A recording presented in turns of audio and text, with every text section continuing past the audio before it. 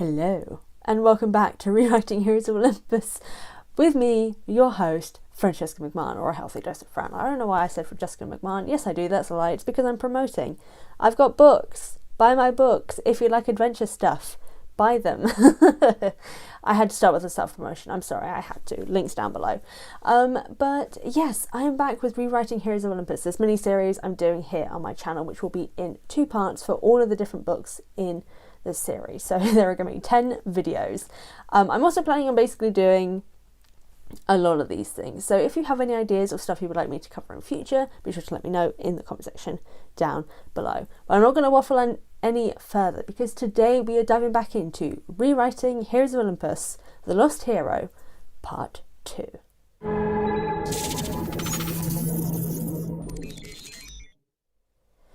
Now, if you'll remember, Part 2 is all about my complete rewrite for Heroes of Olympus. And in this case, it is just The Lost Hero. And so I'm going to be diving into my complete rewrite. Now, I admit, when I say complete rewrite, it's not a complete rewrite because a lot of the plot points I will be keeping. It's just going to be a change to some things. But basically, this first change is going to lead to the change for the whole entire series. This is the catalyst, and we're going to see how it goes from here.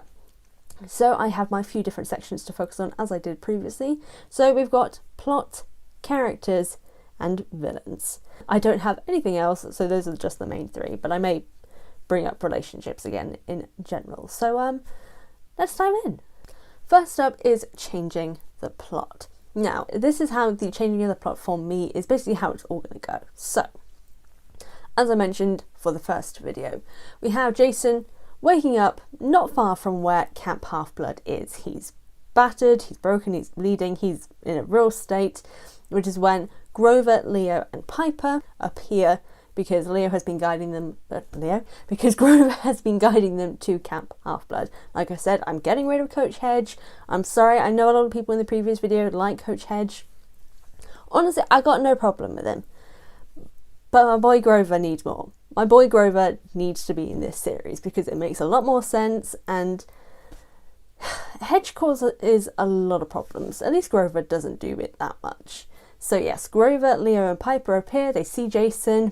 Grover realises, oh my god, it's another demigod, let's get into safety. So they're heading to the camp, they've got the storm spirits on their asses, and it turns out the storm spirits were actually after Jason, because they knew that these 2 demigods and the satyr were going to lead them right to him. They all fight, there's a bit of teamwork, and then Camp Half-Blood members come to the rescue and help get rid of the storm spirits. That is when we meet Will Solace, because Will is replacing Annabeth in this case, and he notices Jason with only 1 shoe, to which he starts demanding, where is Nico? Because Hera told him that the boy with 1 shoe will be the answers to where Nico D'Angelo really is.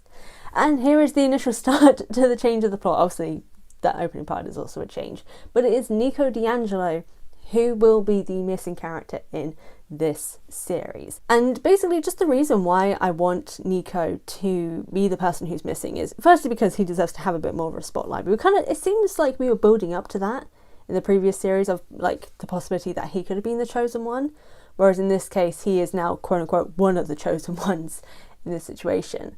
But then there's the additional part of I want him to be able to have the opportunity to work through these sort of abandonment traumas that he has, because I just really like the idea of he's gone missing and he just didn't expect people to actually wonder where he was or care to try and find him.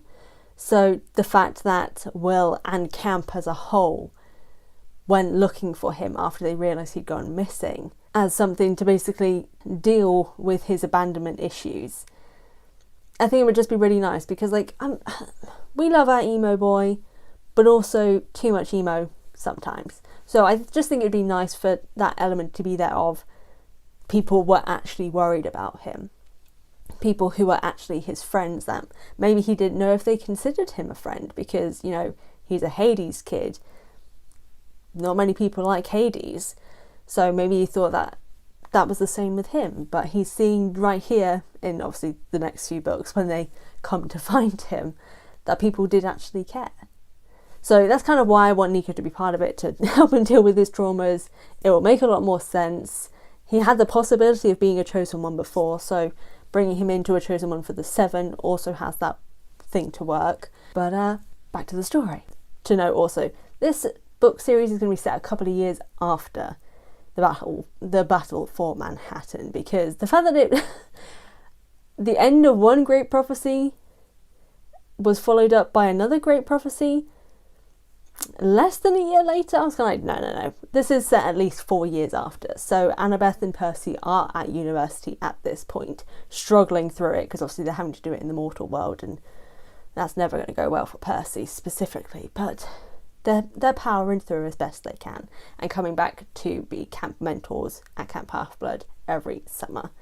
And winter as well. And then just regularly, just coming to see them.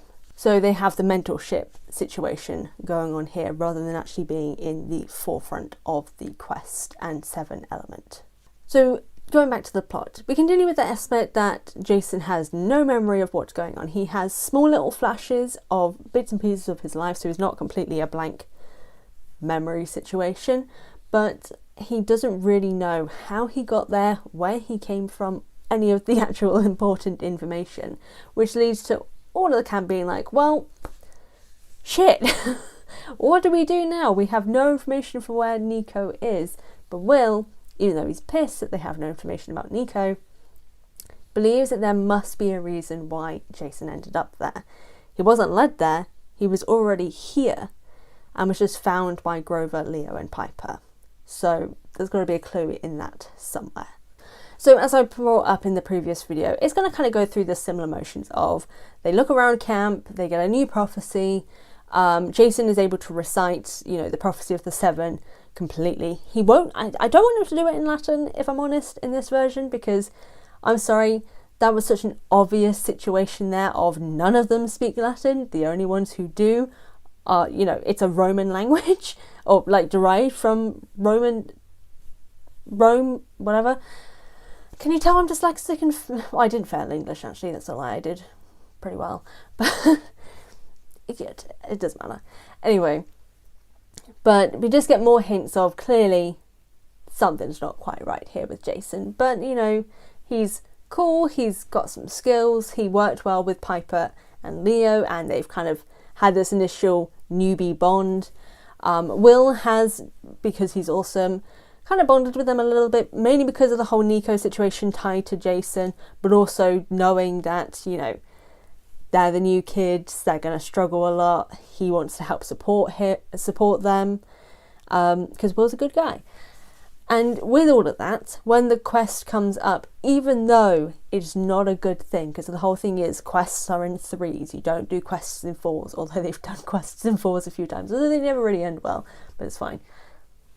Will decides to go on the quest with them, because firstly, they're newbies.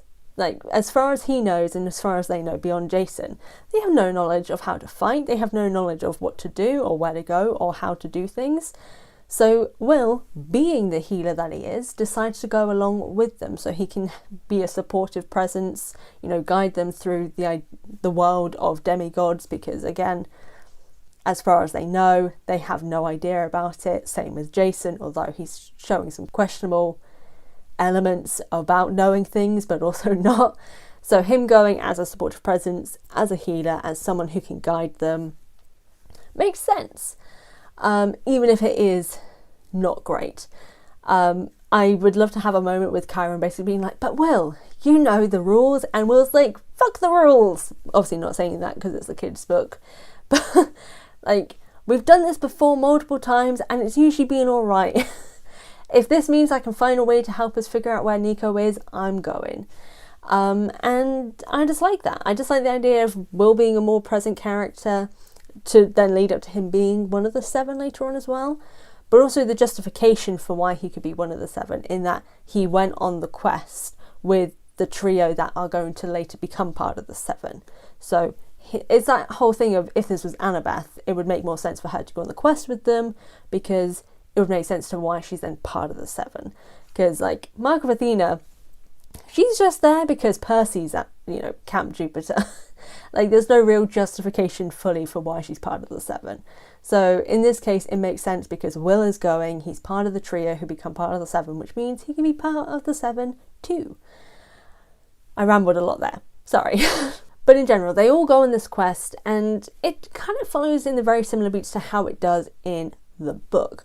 Just like I mentioned in the previous video, condensed a little bit more. So they have the whole Northwind situation, meeting the Northwind god and evil Elsa, who I will be calling evil Elsa, and I would love to I know they can't because it doesn't work, but actually, hold on. When did Frozen come out? Because maybe they could have. When did Frozen come out? Okay, so technically it can't work because it came out in 2013. But if we just say it's happening now, they could call her evil Elsa. Or just call her the Snow Queen. The evil Snow Queen, I don't know. I just like the joke. Sorry, I keep going off on a tangent here. This is what happens when a dyslexic brain and an autistic brain combines in one person who just gets distracted really easily. Anyway, so Northwind, evil Elsa, Detroit, Medea, Lycaon, Hunters, Mount Diablo, and then going to the Wolf House. So it's condensing some things, we're removing some plot points of like going to the wind god in the sky, because that wasn't necessary, if I'm honest. I didn't think that was necessary. Getting rid, obviously, with the Midas situation, getting rid of the Mark Gasket situation, because again, those two things weren't really necessary. It drags the plot out a lot, as I talked about last time. This book is too damn big. I mean, it's a chunky book, and didn't need to be. So yes, condensing the story, but it follows similar beats. The only difference is that it's going to lead to the building of the characters' relationships, of Jason slowly starting to remember some things, having flashes in dreams, realising that some things just kind of aren't right. Even though he's meant to kind of be new to the demigod world, everything kind of seems familiar in some way. Piper and Leah obviously having their own conflicts, and I'll be talking about that in the character section. And then Will also having a character conflict to a degree. And just them kind of bonding together, because you've got the quest trauma, that you got trauma bonding. Trauma bonding is like the demigod way. And them just slowly working together as a team, not in like a fluid way from the get-go. It's just, it takes a lot of work. What was this? What is this movement? It's lots of ups and downs. I think that's what I was going to say, but then I got confused because I saw my hand moving and I was like, what am I doing? But yeah, lots of ups and downs, and then eventually it's them slowly figuring out how to work together and work to each other's strengths. But yeah, to the story element, Piper and Leo are besties, as I mentioned. Jason is tagging along because they're newbies. Will is then also tagging along because he wants to figure out what's going on with Nico. Will, as I previously mentioned, being this guiding presence for the world of demigods. And the thing that I really want to bring up, because like the whole Greek syndromen situation, I think it needs to be hinted at a little bit more, but in a lot more subtle way, because like you can figure it out very quickly, which to the point that it then makes it feel like the characters are dumb. So like doing it in a more actual subtle way, even if it's just more references, just more super subtle. And one of them would be Will is talking about the battle for Manhattan and how they took out Kronos and like a couple of the other titans there, to which Jason says something about a fight on, I'm going to say this mountain wrong, Mount Orthus?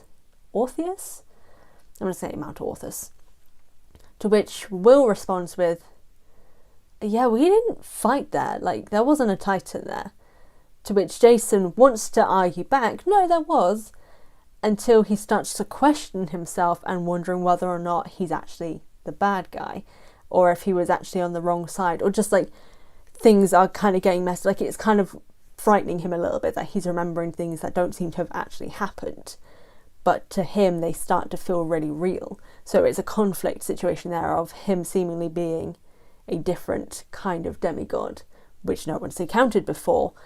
So he starts to hold some things back, which leads to some distrust within the group, which would be interesting to have that conflict later and have that shown when they deal with some enemies of the disharmony between the group, because there's a lot of secrets being kept in the case of Piper keeping her dad's situation secret.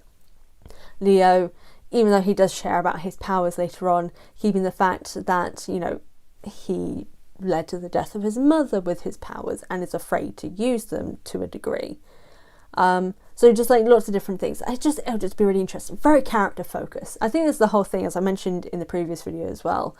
Character focused stuff is something that I think Heroes of Olympus lacked a lot of.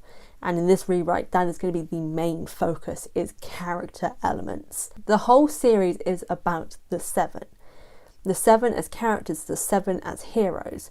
But we know nothing about them. So in this version, we learn a lot more and we see a lot more of the cohesiveness and the building of this cohesiveness of this Seven group of heroes. And with the whole Greek and Roman situation as well for this plot, having them figure out about the Roman situation a lot sooner I think will be very important.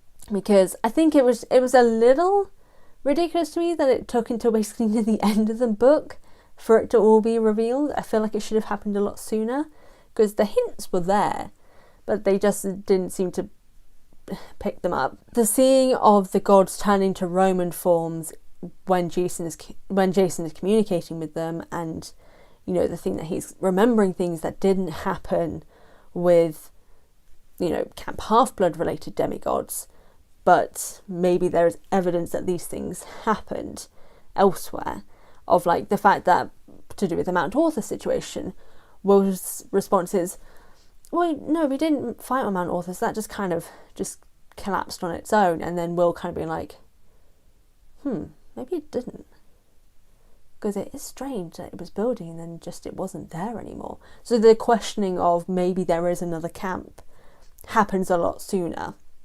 I think it would help, firstly, give the intelligence level to these characters. I know that they're teenagers, but teenagers are not dumb. Having them figure this out a little bit sooner, I think, would just give a lot more weight to their intelligence, their skill, to the story as a whole. And then having the other camp situation be the reveal near the end still works. But just have them figure out the Roman thing sooner. And then, yeah, just in general, have Jason have more memory moments. That's important. And then in relation to Nico, just for the setup for the previous, for the next book, have Will talk about the fact that when Nico went missing, he said he was just going to go to the underworld, like he'd heard a calling from somewhere in the underworld, or he was just going to go have a talk with his dad and he wouldn't be gone long. And that was 6 months ago. And that would just kind of be a reference, for me at least, of Hera either calling him down there, or Hazel, in a sense, like obviously Hazel is a member of his family, he's sensing something related to Hazel down there. So we still have the connection of Nico still does help Hazel escape the underworld, but I'll get into that instead of Neptune. But just kind of like the hints to it of the reason why he went missing and why people didn't fully realise it for a period of time. But when they did, because as will say, Nico always came back. Yes, he still visited the underworld and he was away for periods of time, but he was never gone for as long as he has been without saying anything. And so we all get the setup for Son of Neptune, for the relation to Hazel. We'll get the setup of the fact that Will knows Nico so well for the Solangelo stuff.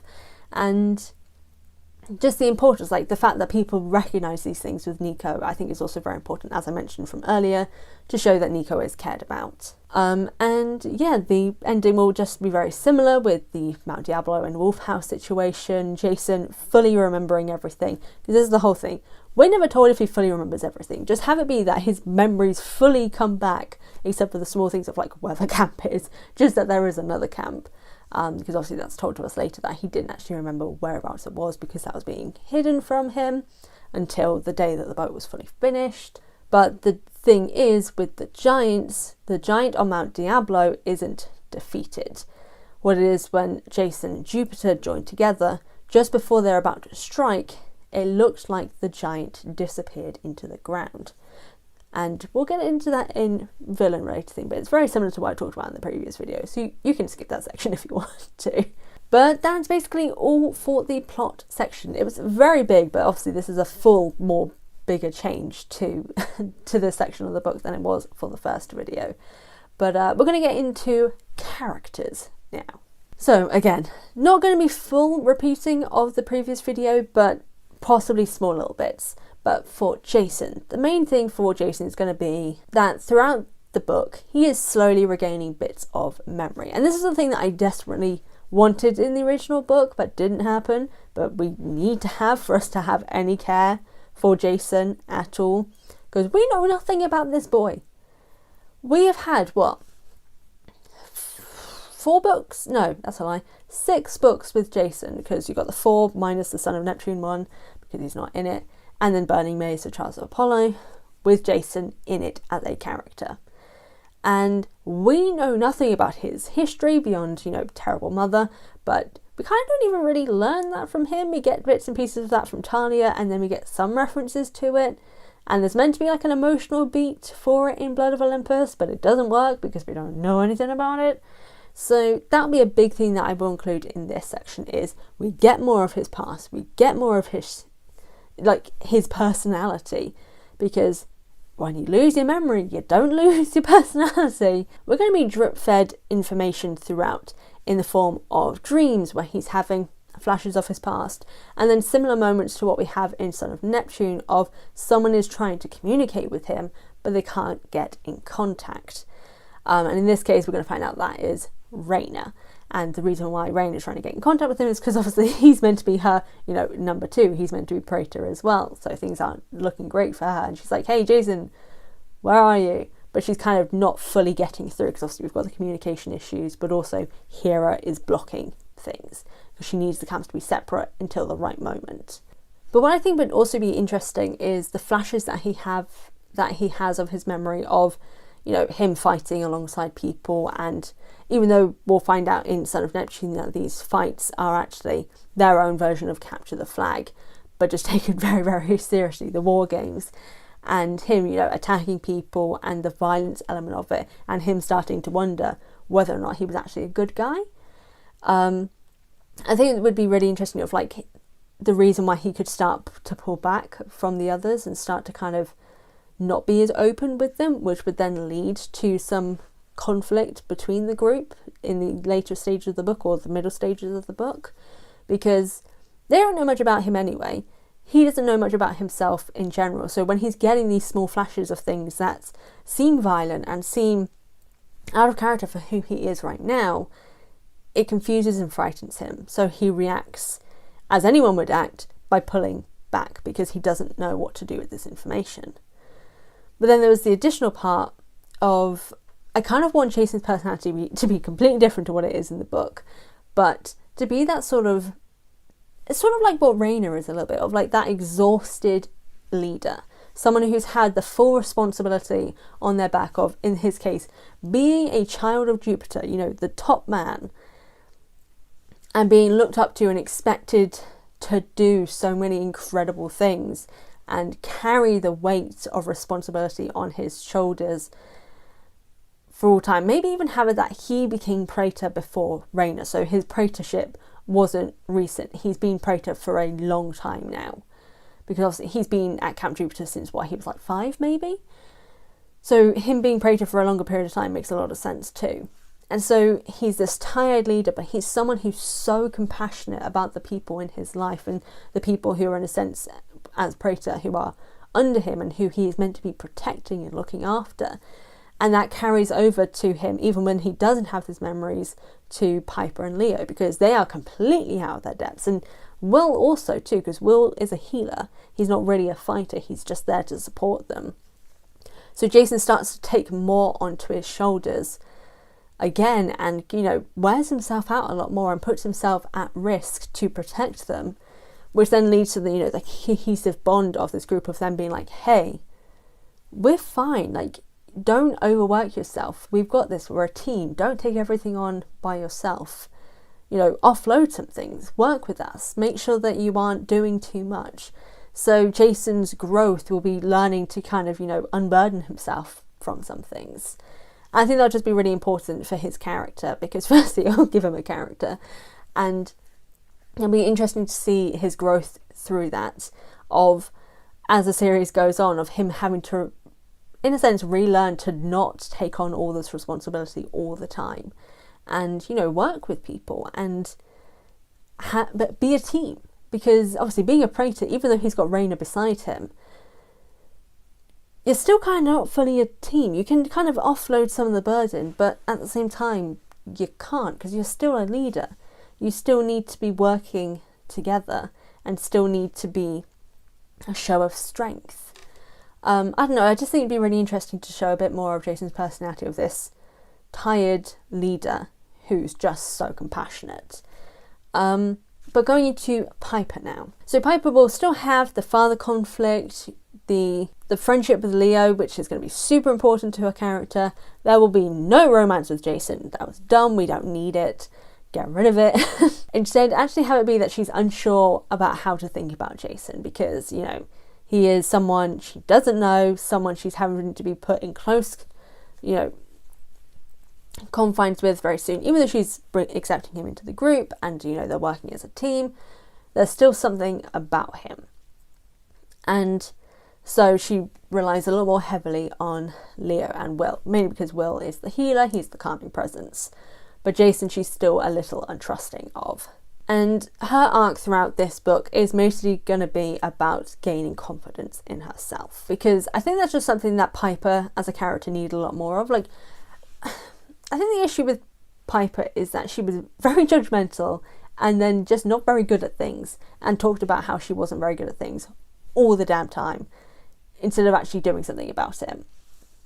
And she doesn't actually do anything about it until, I think it's like House of Hades? Maybe Blood of Olympus, when she starts to train with weapons. Like, that's the first time she fully starts to train with weapons. Actually bring that in sooner, of like her realise that she does have capabilities. Her realise that she can find a way to utilise them and learn, and maybe even have her approach Jason in that way. Not for them to later become a romantic couple. Though, possibility, I don't mind really, if it's done well. But obviously at this current stage, terrible, throw it away. But seek out to train, to learn to fight, to gain these abilities. I don't know, I want her to be able to fight and gain confidence in herself and realise her use sooner, instead of waiting books and books and books of her just focusing on Jason and complaining about how useless she is and complaining about how useless Aphrodite is, which is another thing I'm going to be getting rid of. Don't have her hate Aphrodite. Don't have Aphrodite be a useless goddess, because she's not. She's the eldest god of them all. Technically, she's not even a god. Technically, she's a titan. She's kind of a titan. She's from Oceanus or Uranus. One of them's blood. And like, they were a primordial original being. I mean, yeah, she's older than the gods. In some versions, obviously, in some cases she's not. But that's the version that's referenced in this book. So she should be super powerful. And her kids also, even if they're looked down on in the original series, are actually a lot stronger than they look. They just don't see the point in using it, because when people don't see much of you in the first place, what's the point in trying to prove them wrong? They've made their opinion, they've made their judgment. What's the point? And Piper's coming in to respond to that of like, well, show them. Show them that they're talking out their asses. You can fight. You are good at what you do. You have capabilities. And she learns that herself and then gives that information to her cabin, which leads to her becoming the camp counsellor. Because you can still have Drew, being an arsehole, that's fine. But don't have her hate Aphrodite on principle and then her cabin siblings on principle just because they're Aphrodite kids. You don't have to have Aphrodite kids be all about selfishness and, you know, unkindness and romance and stuff. Have them be secretly useful who just don't want to show their use because no one expects anything of them anyway. Like, no one expected Selena to be able to do what she did, even though she was obviously not a great person to begin with, but she fixed that and she was manipulated, all that sort of stuff. I've done a video up here. Have it be that they're hiding their usefulness because they don't think people would expect much of them anyway. And the reason why they've continued to do it is because if they did eventually show it, if one of them wasn't good at it, someone could just use them as an example for it. If someone wasn't good at sword fighting but was better with something else, well, people have seen that they're bad at sword fighting, so Aphrodite's shit, we were right. Have Piper's self-confidence be something that is then later applied to all of the Aphrodite cabin kids. They think they're useless, they feel that they're useless, even if they do have uses and skills. They don't see the point in using them because no one's going to believe them anyway. But Piper has learned that she does have skill and use, and so the rest of the Aphrodite kids do too. Going into Leo next. Similar situation. Leo and Piper are best friends. Jason and Leo kind of become friends eventually because you've got the trio situation going on, well, quad situation going on because of Will. But, you know, that's a given. The thing to get rid of, as I mentioned in the previous video, don't have him be misogynistic. We don't need it. It's completely unnecessary. Because we are getting rid of Gaia, have it be that Leo is unintentionally responsible for his mother's death. When he was young, he lost control of his powers, and it led to the garage that was his mother's burning up and his mother being caught in the flames. Real trauma, very horrible, very terrible. I know, more trauma for Leo. It's not fun. But have that be his central conflict of character. This sort of lack of belief in himself, this fear of his powers. I think that would be really super interesting to have that, even though these abilities are so cool, of like, he's fire retardant, he can create flames. It's this super rare gift, but he hates it because it is the reason why his mum is dead. And so he doesn't have full control of it. The only time he does is when no one is near him. When he's completely by himself and there is no secondary fear of accidentally doing something wrong, which is why he's more comfortable when it's just him and Festus, because he doesn't have to worry about accidentally hurting Festus. He still does, because Festus is like a real person to him, and to a degree he cares a lot about him, but he doesn't have to worry about the fire doing him any damage because he's a dragon. But that would be like a real central conflict for him, of him having to overcome and figure out how to use these powers and how to overcome this fear of using them. And what I think would be really interesting is his growth is coming to realise that his almost inability to use his abilities, or struggle to use them without things going awry, isn't because he doesn't know how to control them, but because he's afraid of what will happen if he does learn to control them. Like, this sort of guilt in the back of his mind of, if I could always control it, does that mean that I accidentally hurt my mum on purpose? Like, this fear in the back of his mind that if he learns how to actually control his powers, that means he always had the ability to do so. And that means his mum's death wasn't fully an accident. Like, that sort of trauma response to it, of he's still bad at using his powers because he's afraid of what it will mean when he does learn. I know I'm just kind of basically adding more trauma to this kid's list, but I think there'd just be a really interesting character conflict of how that carries on over. And also then how he responds to Frank later on, of finding out Frank's fear of fire. And the understanding of the fact that he was also afraid of fire for a long period of time because of what happened. And the two of them actually bonding as friends in that way, but that's a conversation for later. But yeah, similar self-confidence journey with Piper, just more related to his powers than about him as a person. And I think that'd be really interesting to kind of showcase more of his character and more of him. We're going into Will, who obviously in this case is technically a newish character, because even though he's there, he's never really been at the forefront. So we're basically just giving him more of a character now. And in this case, Will is the healer of the group. He's been the healer of the camp. He's basically the main camp doctor. This kid is what, like 15, 16? And he's like the main doctor for a camp full of kids, with the responsibility of a camp full of kids on his shoulders. And being away from camp, he doesn't realise how stressful that has been. What I think would be really interesting for Will as a character is, similar to kind of what I was mentioning with Piper and Leo, and even with Jason, it's just the stress of it all. This kid has been through a lot. He was at the Battle for Manhattan and basically became a camp counsellor during a war because Lee Fletcher died. And he was the second oldest Apollo kid, so automatically became the next counsellor. Is it camp counsellor? No.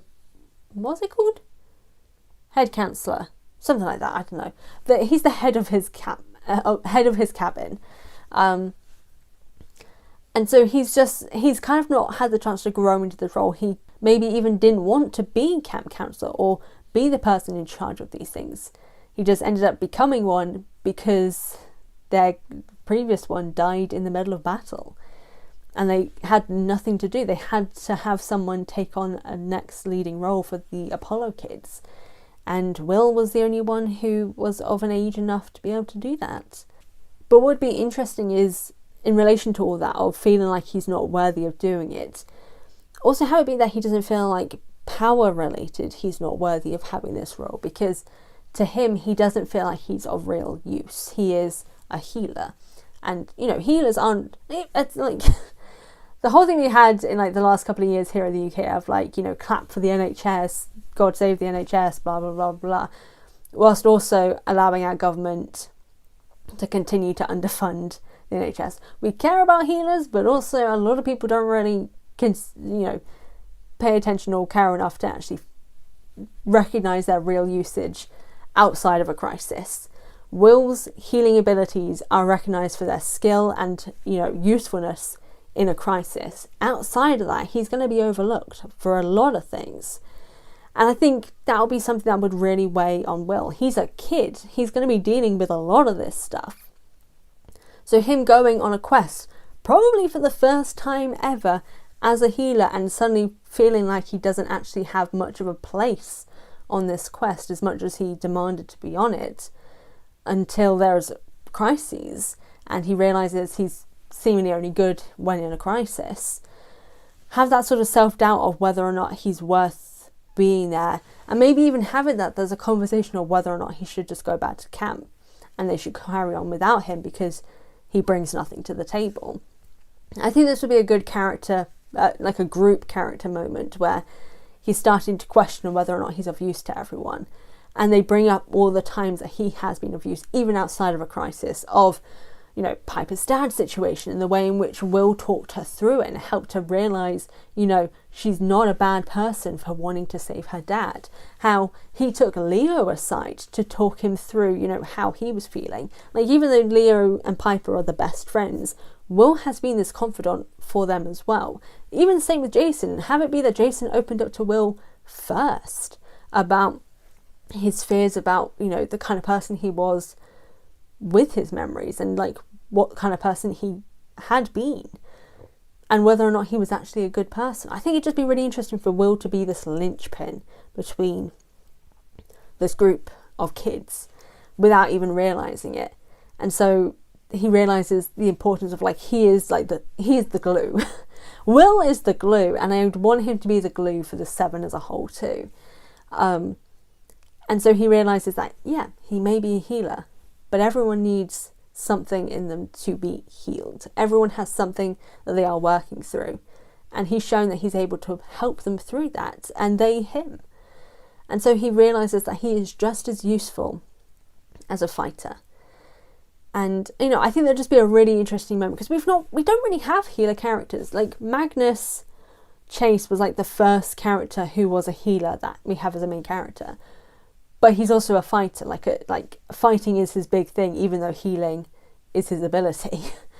So I think it'd be interesting to actually have a main member of a main character be someone who is a healer, just a healer. Like, he can fight here and there, but healing is his main thing. He just fights when he has to defend himself. He's not an offensive fighter, he's just a defensive one. Oh no, I love Will. I want more of Will. I don't know, just have it be that he realises he's of use, and then just have him be the glue for this group and then the seven as a whole. He is the glue. And that's kind of all it is for characters. Going into villains, it's basically the same thing that I brought up in the previous video. Gaia is not in this. Gaia is not remotely a villain. She's not remotely in this series, but there are hints of her. But she doesn't appear in this one. She is a later villain who is just kind of helping things along in the background of, like, when Mount Diablo giant, I can't remember his name, don't judge me, disappears into the earth. It's because Gaia is saving him and taking him to Mount Olympus for the final battle at the end of Blood of Olympus. But she's not actually going to get involved. She's not going to rise. That'll be the Trials of Apollo problem. but the giants are going to be the main ones, with obviously the small mini bosses here and there, like the Medea situation, the Lycaon situation, Evil Elsa situation, and that'll be the same with the rest of the books. It's just the giants. They're never actually defeated, because that defeats the purpose of what the final boss battle is at Mount Olympus. We've already defeated them. Why are we worried? So in this case, we do have the worry because something is supporting these giants. Something is helping them get away before they are defeated. And I think that'll be really interesting to see, because we'll be more nervous about the whole situation than we are at current. The only additional thing is the mentioning of the previous demigod rivalry. We need more mention of the Roman versus Greek situation. Just don't have any of it to do with the American Civil War. We do not need some characters connected to the Confederates. We never needed that.